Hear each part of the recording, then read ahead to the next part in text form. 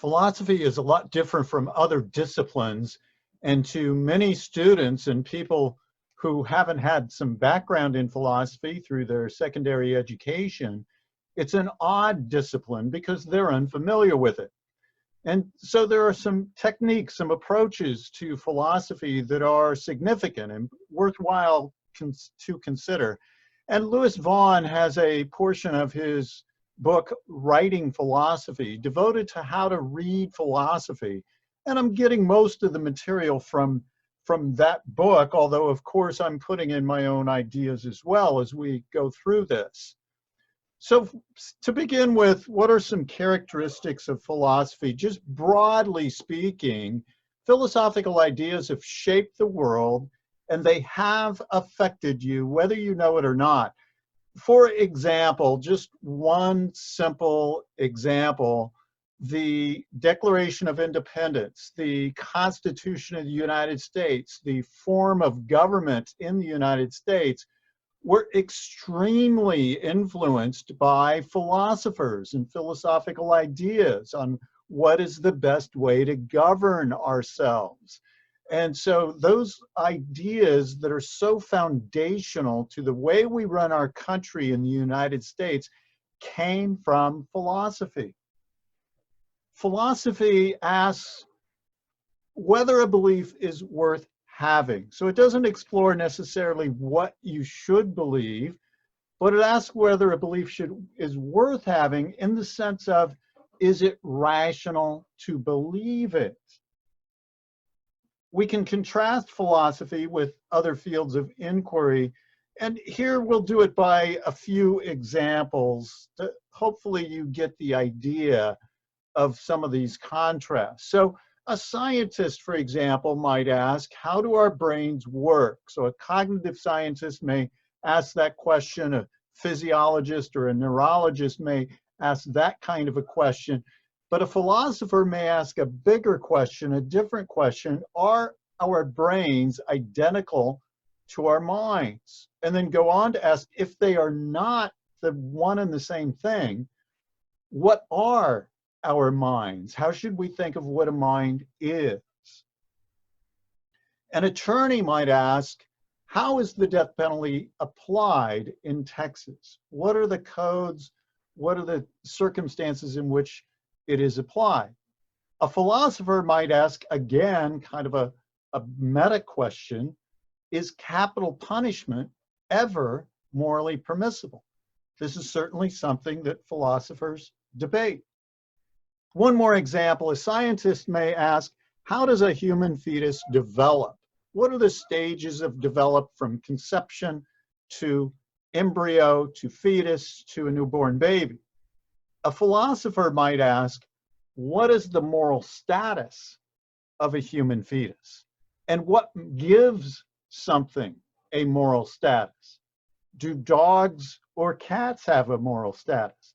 How might they differ from an adult human?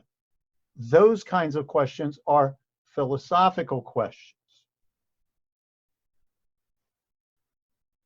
Now, some people conflate the word philosophy with worldview. And so we have this phrase, a philosophy of life. And sometimes lay people have asked me, so you're a philosopher, well, what's your philosophy? This is somewhat of a confusion. A philosophy of life is a worldview. And a worldview is a set of fundamental ideas, foundational ideas that help us make sense of the world. And we all have them. We all have a worldview. A worldview is a framework through which we interpret our experiences.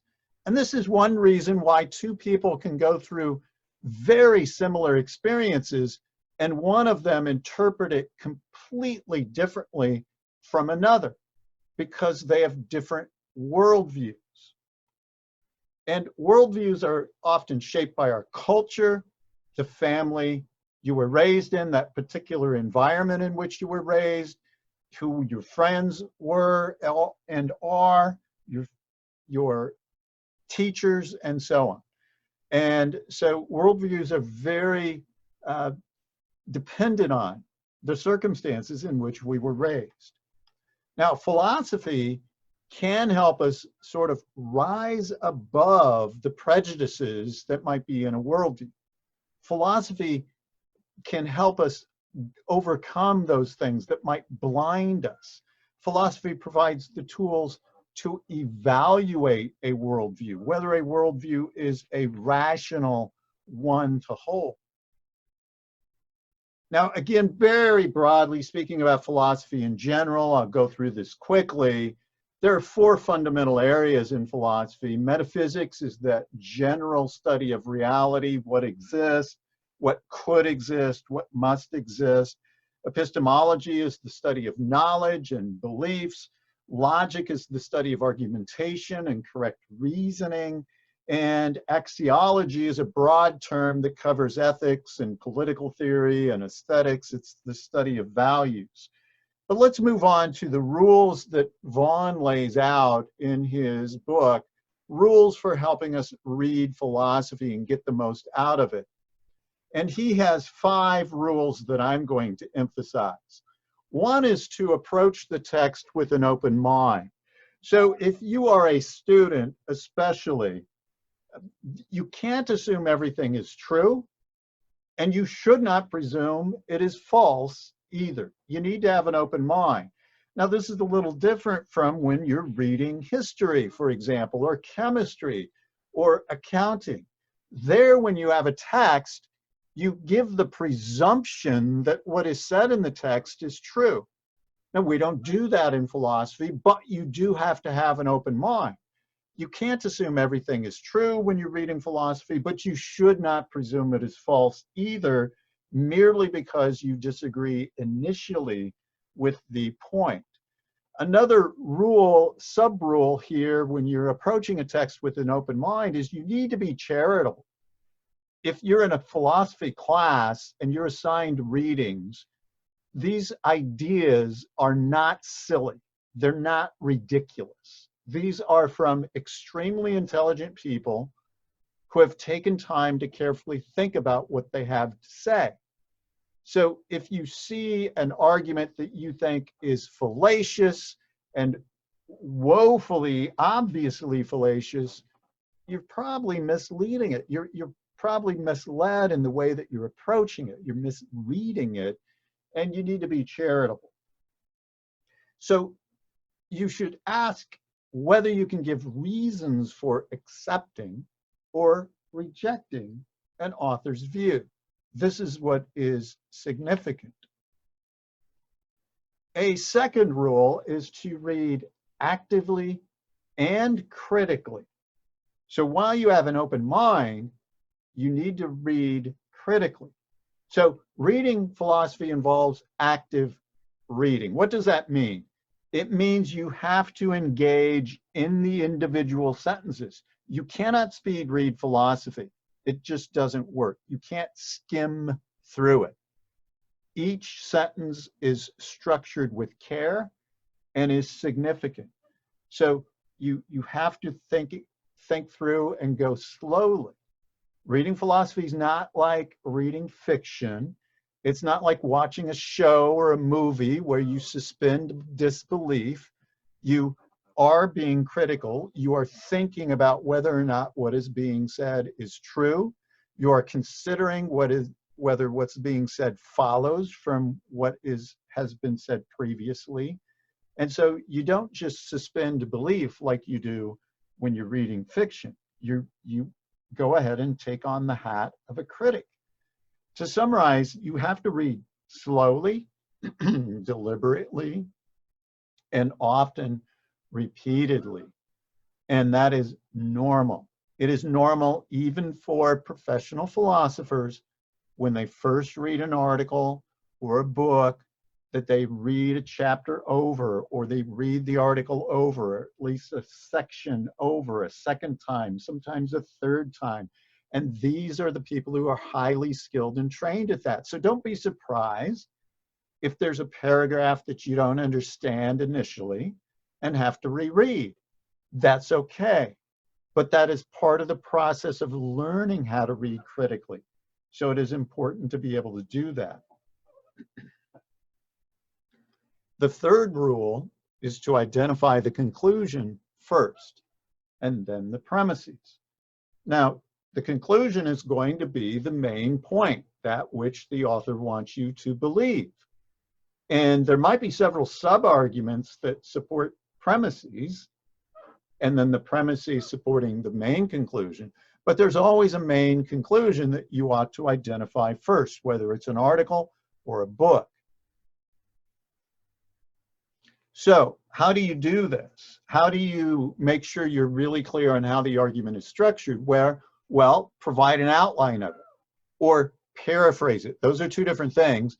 And summarize the article. So what do we mean by these three things? Well, an outline, I think, is fairly obvious. It can help you see the structure of the article. You see how all the main points and the subpoints being made. You make the sub-arguments clear. You just provide the skeleton so you can leave out the illustrative points. You can leave out any emotional aspects that get you interested in the topic, and you identify the main points that are fitting together to form the overall structure of the argument. A paraphrase then would be to put the full argument into your own words. And this is really important. If you can't put it in your own words, it's likely that you do not understand it. So creating a paraphrase, putting it into your own words is an important part of the process. A summary then would involve a paraphrase, but it also is going to then condense the argument into fewer words.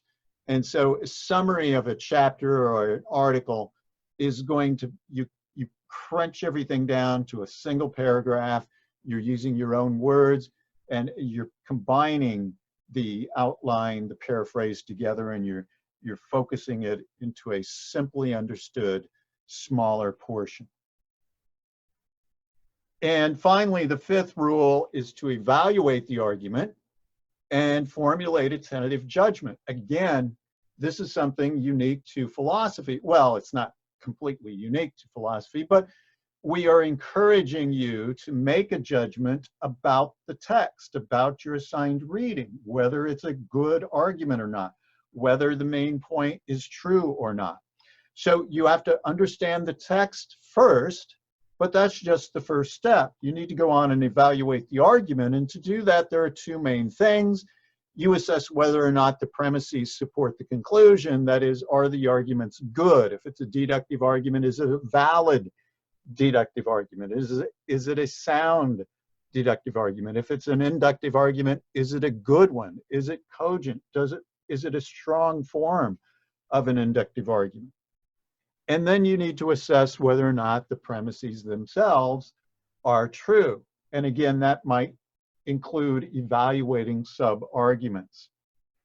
So these are 5 major rules that I think are really helpful and significant when you're reading philosophy.